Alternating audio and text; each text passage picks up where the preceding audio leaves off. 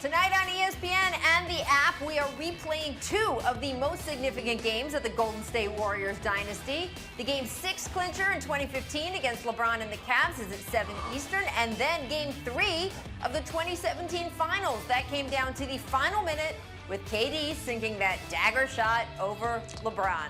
All right, guys, welcome back. And I know, Kevin Durant, I know you're sick of the discussion about your jump from the Thunder to the Bay, but there's a reason it is still such a hot-button moment in NBA history, and that is because it changed the course of the entire league.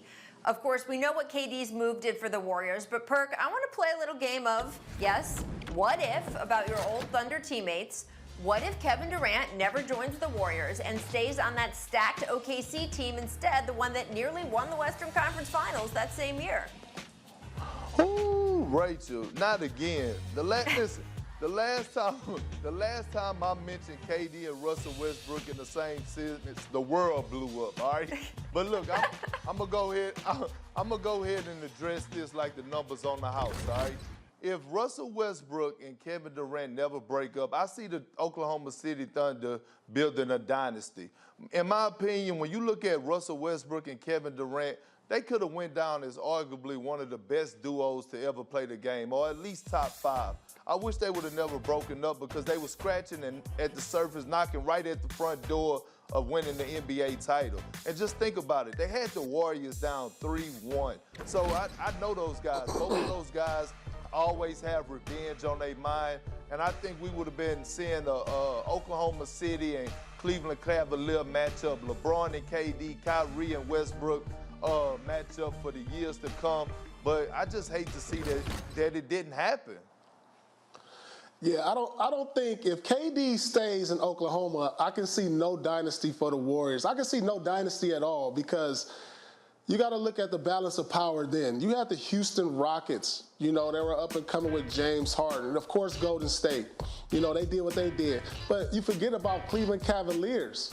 They were making it to the finals. LeBron was making it to the finals every year. So if they don't get KD, LeBron could be sitting on a couple more titles. And so it'll be hard to say who would have been a dynasty at that time. But I don't think, Warriors would have been that dynasty. It would have been back and forth. Maybe Oklahoma won one, Cleveland won one, maybe the Warriors get one more. Who knows? And then you had teams that were getting better at the same time.